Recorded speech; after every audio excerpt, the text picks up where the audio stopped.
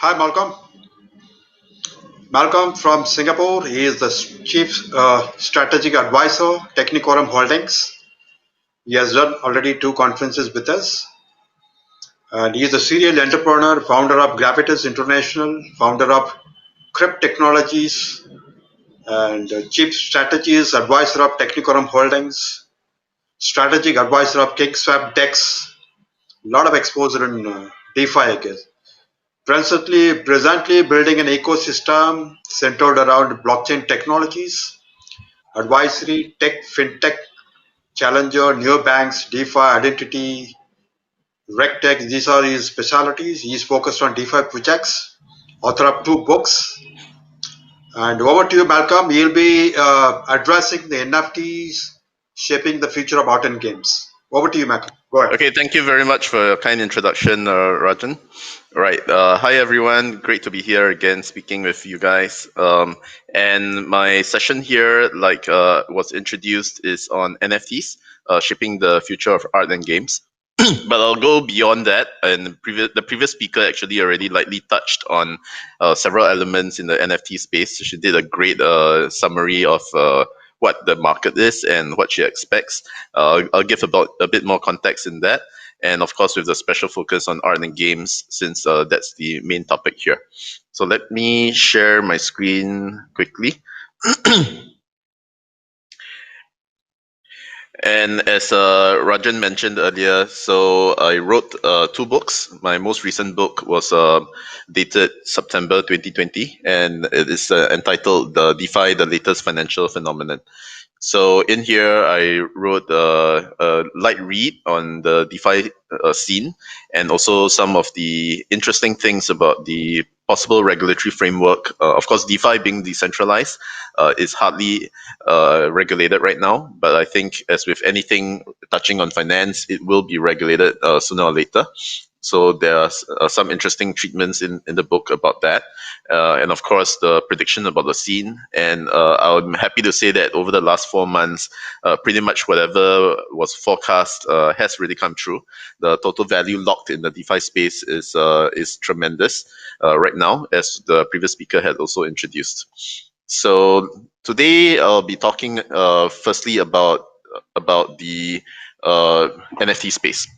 So as the previous speaker mentioned, there are a few big marketplaces already for NFTs. The first big NFT project that came onto the crypto scene was essentially CryptoKitties.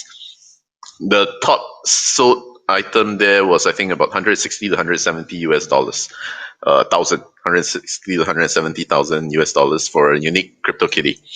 That's an amazing price for something that is just a game and a unique representation within that game. Today, of course, there are more and more NFTs that are selling for increasingly high prices.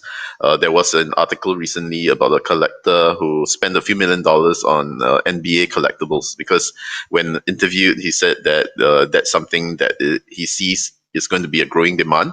And indeed, as with any other kinds of collectible environment, as long as there are avid followers and community, there will always be a demand. And with scarcity, the prices will inevitably spiral up for many of these ecosystems. Of course, the trick is to identify which ecosystem and when to get in and out. So I would like to introduce two main sites that I personally use. And as Rajan actually introduced earlier, one of the projects that I'm involved in, called KingSwap, is a mix between DeFi and NFTs. So two of the most topical topics within this industry, and why we got into this is something that I'd like to share, and what I see as the future in this space. So NFTs and DeFi in combination is something that KingSwap project, which I'm involved in as an advisor, is leading, blazing the trail for. In fact, many projects, after reading our PR articles and about learning about our ecosystem, have actually come up with combinations of their own, combining DeFi and NFTs.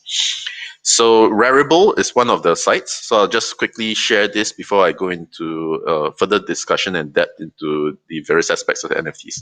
So Raribles is one of the marketplaces where you can buy art pieces, game items, etc. So Raribles, as with a lot of the marketplaces in the space, would be something like an eBay or an Amazon or any other e-commerce platform where you can purchase items. So you can see the categories that they have here. DeFi NFTs being one of the interesting new topics. Of course, art, game, indexes, metaverses, domains, etc. These are the various categories that Raribles classifies them under. So let's look at DeFi. So these are some of the DeFi NFTs that are already on the market, uh, waiting for the network to update. So you can see that there are different types of NFT sales going on with regards to DeFi space, right? So this is already an interesting use case for NFTs in terms of replicating financial instruments. So I think this is going to be uh, a huge topic for NFTs and a huge use case for NFTs, because NFTs are essentially unique items. So it's very hard for regulators to regulate uniques. And if there is a peer-to-peer transaction for a unique representation of ownership, then it's even harder for any regulations to kick into effect. This is, of course, very different from fungible tokens or fungible items such as money, such as gold, where one bar of gold and another bar of gold is pretty much the same. One banknote is pretty much the same as another banknote of equal value, right? But NFTs have a great future ahead, and I'll devote some time to explaining why. So let me just take you guys through these sites first. Raribles, that's one. The other site that I'd like to take you through is OpenSea. As you can see from the screen share right now, this is one of my wallets, and in here I have three NFTs. The values that I paid were 2 ETH, 10 ETH, and 12 ETH for three of the NFTs that we use in this DeFi plus NFT project called KingSwap. And let me just show you what the main site looks like. So OpenSea is it has its own UI UX and is still just like Raribles, which I'd shown earlier. It's got different categories, which are the most popular ones, and and you can come here and browse for any of these kinds of items and purchase them. So the sales, as the previous speaker before me had mentioned, has been going up, uh, definitely climbing up, and maybe not so much at an exponential rate, but certainly at a very accelerating rate and high rate as compared to 3 years ago, 4 years ago, when there were hardly any such objects available on the internet for sale. So just like I mentioned just now, we have NFTs which are put on Rarible and OpenSea for this particular project called KingSwap. And here you can see how it's done. So there are all these items, the Knight series, the Queen series, the King series, which you will see. And then there are also limited edition collectibles based on the Halloween series that was released a couple of 2 to 3 months ago. And the way that KingSwap utilizes these NFTs is as a farming boost or as a yield boost. So it's also a gateway towards achieving certain rewards, unlocking certain quests, and getting more functionality out of the website, out of the platform. So this is certainly one way that NFTs can go if projects want to replicate use cases in the financial ecosystem. So I'll stop the screen share, and then we can concentrate on the topics without jumping around to other sites. So what are the use cases? The previous speaker did a pretty good job introducing NFTs, and to me, NFTs represent definitely a growing market. Certainly, to me, it has a potential to go at least 5 to 10 to 20 trillion dollars, even more so than the current market cap of cryptocurrencies in general, which amount to about over 1 B right now, over 1 trillion, sorry, over 1 T right now. And why do I sound so bullish about NFTs? So simply because ownership is a very, very important factor. So I'd like to share a few anecdotes and explain ownership. For example, the ladies in the audience who have diamonds, if you own a diamond and it comes with a certificate and it has a nice engraving inside and a serial number from a factory made diamond, you know that it has value and it has a ownership certificate. It's going to be very different from a diamond that could very well have originated from conflict situations, what the industry calls blood diamonds, where the value is much less than if you can prove ownership and provenance, which means chain of custody. So just with as with diamonds, there is also value in ownership in a lot of different things. So, for example, refugee camps. There are in fact some refugee camps where cryptocurrency is very prevalent, simply because assets generally cannot be attached to someone if you have no proof of identity. And if you're a refugee, you have basically lost your identity. So without an identity, without a passport, without any trace of who you are, where you come from, a lot of the financial ecosystem actually closes their doors to you. If you cannot prove that you own something, pretty much you don't own it, right?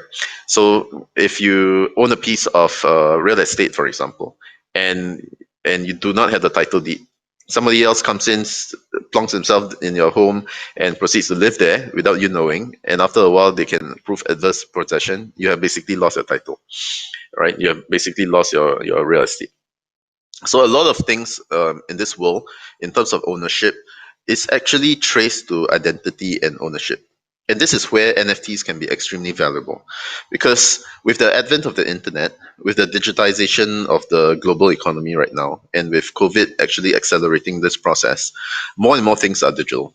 More and more things are going away from paper and onto bits and bytes and onto the internet. So why is blockchain so interesting? Why is it a revolution, not just of technology, but also of the financial ecosystem? It's simply because with internet, information could be transferred and shared. But with blockchain, assets can be shared and ownership can be proved. So the greatest value, or one of the greatest values of public blockchains, is that it is a safe, secure way to prove that you own something, because everybody updates their ledgers at the same time. So that's how you can prove provenance. You can show ownership. And this is what makes the digital revolution so interesting when it combines with blockchain. Because now is the era of asset transfer digitally. And what that means for the 1,000 trillion assets in the four main classes that we see today is that more of them will go digital. Estate is the oldest asset in existence, right? Real estate, commodities, cash and equivalents. The latest addition to the asset classes is, of course, equities. And the fifth class, or actually a combination of these four, is derivatives. So basically, these four asset classes added up together is about 500 trillion. And if you add derivatives on top of that, that's another 500 or more trillions, right? Because basically nobody knows how much exactly there are of derivatives out there in the market. But my firm belief is that with blockchain technologies, with digitization of assets, more and more of these traditional asset classes can be proven by the use of NFTs, can be proven by the use of blockchain. So what does that mean? Instead of holding your title deed in your hand like a piece of paper, you can actually have a digital form in an NFT. So that NFT can represent your ownership in your land. And an NFT, being a unique item, being non-fungible, can also represent your shares in a company.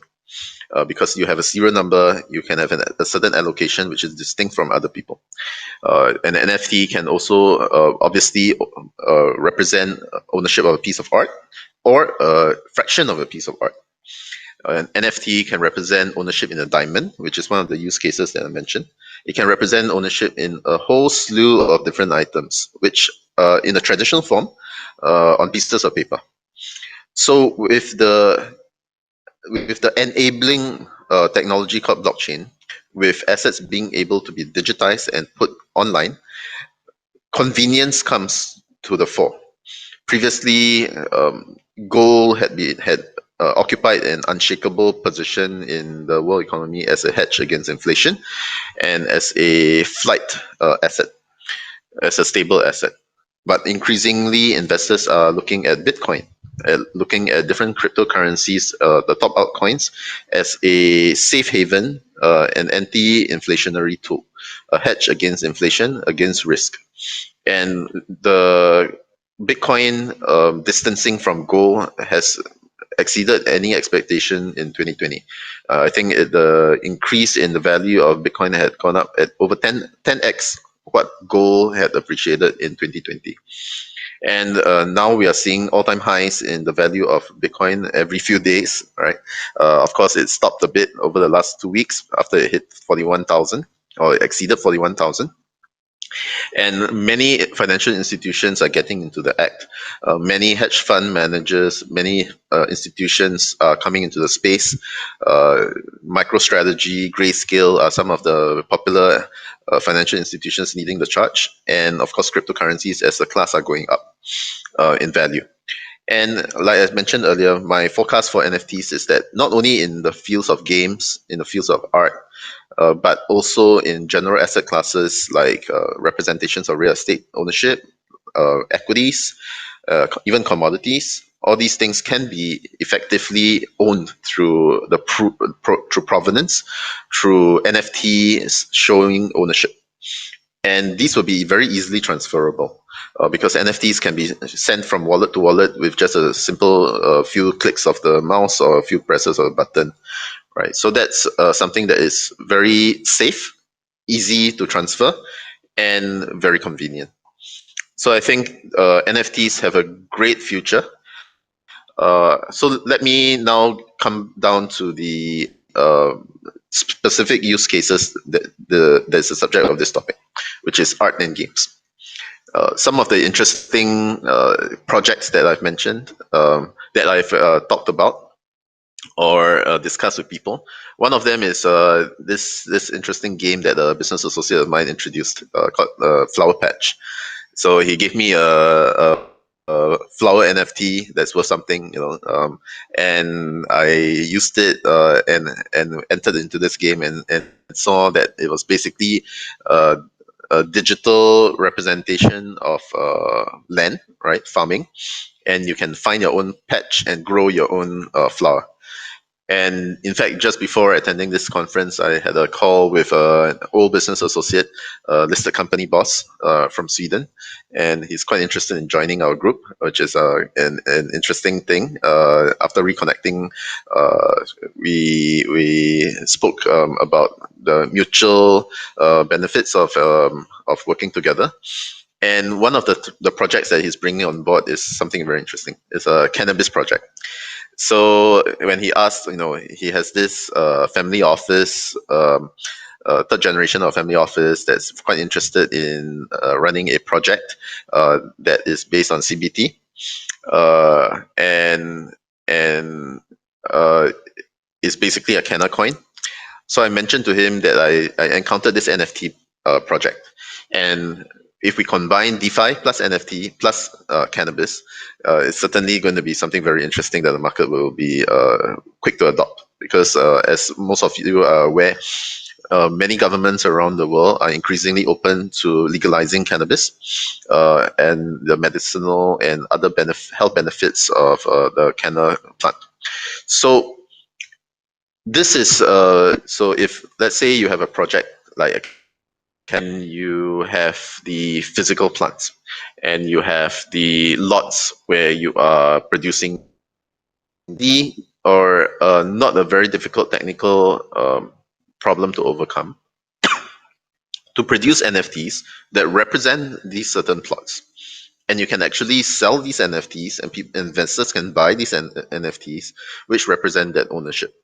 And of course, the management, which is running these farms, can continue to do the production, can continue to farm them, and provide the rewards that belong to that particular patch to the owners who bought the NFTs that represented that patch.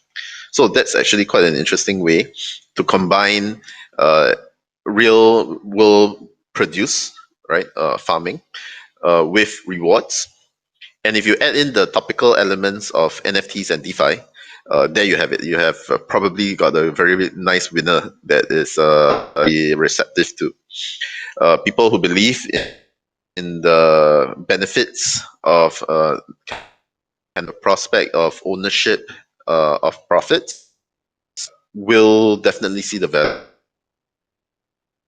Have a game environment, particular patch that you own, that particular NFT, particular farming output from a game environment, gamification that a lot of the so combination of financial rewards, and that's certainly the makings of a. If you're interested in this, feel free to reach out. It's something that I'm going to be working on. So this is how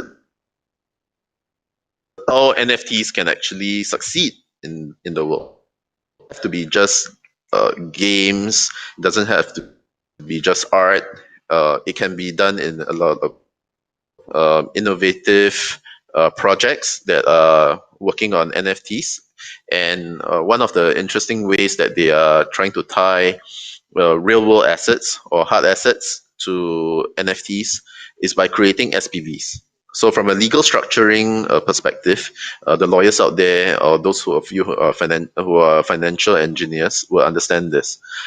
It is entirely possible to have an NFT that is pegged to a real world asset. So, let's say a piece of land, a development, and then to create an SPV. So, that's the legal structure.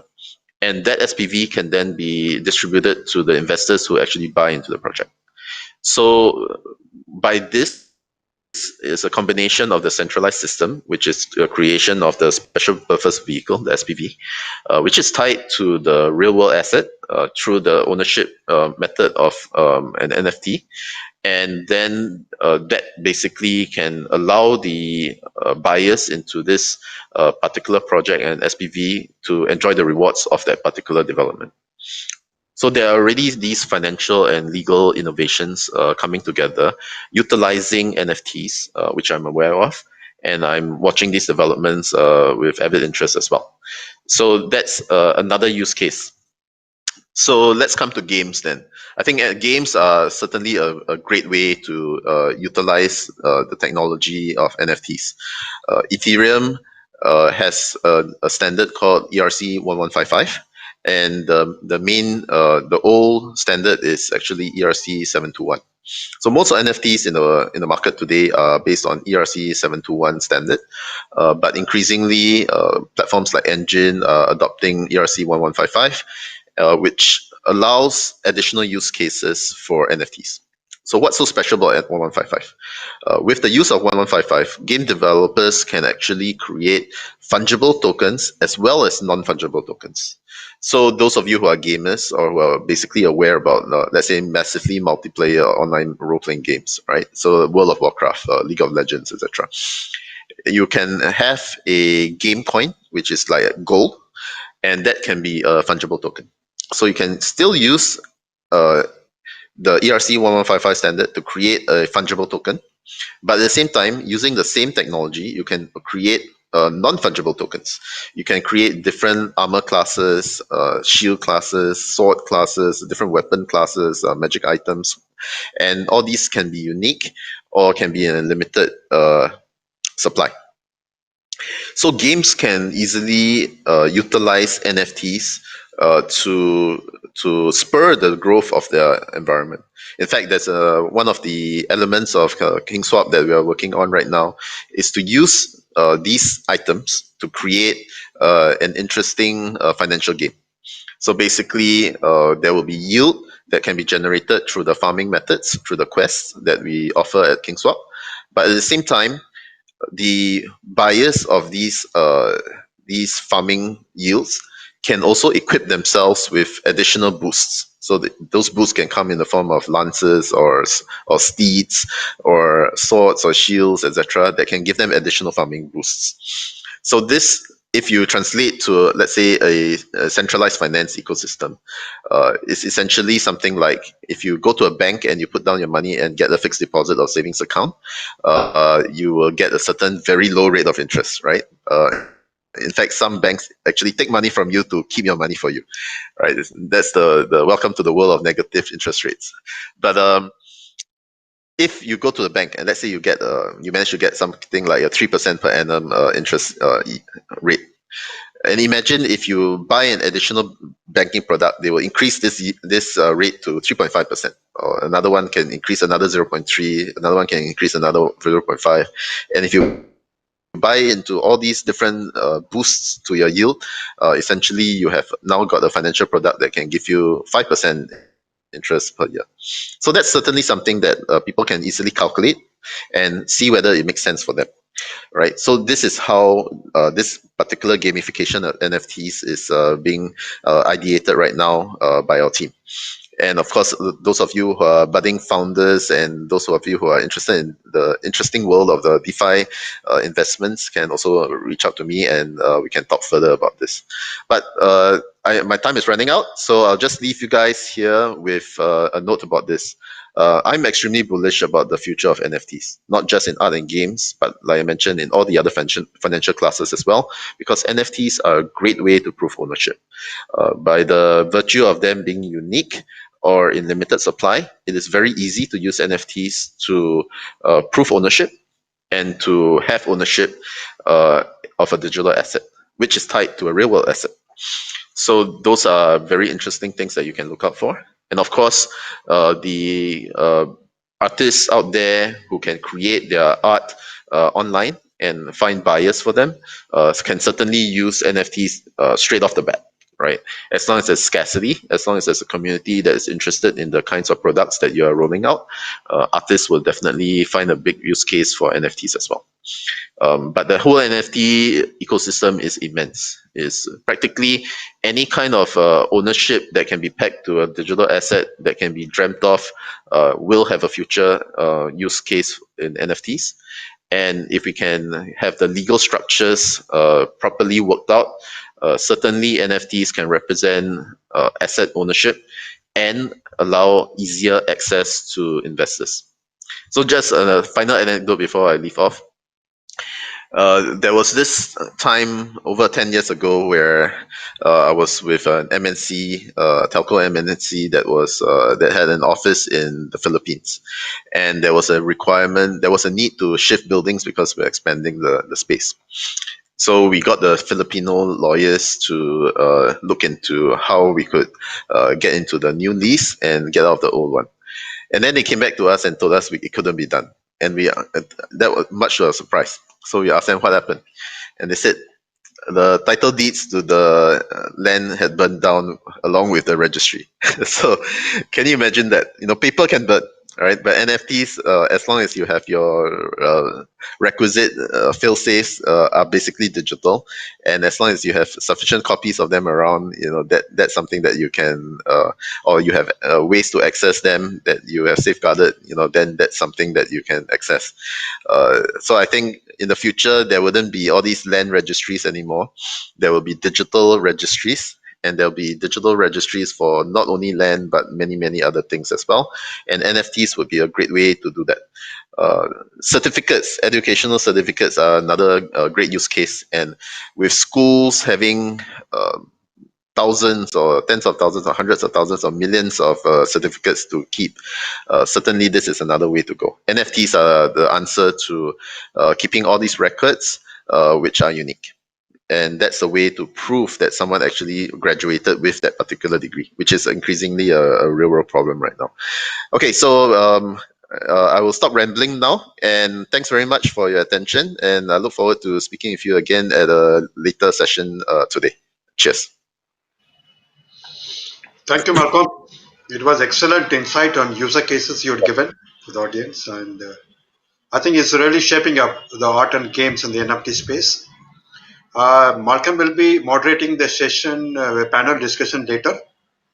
So we look forward, Malcolm. Thank you. Thank you. Bye bye.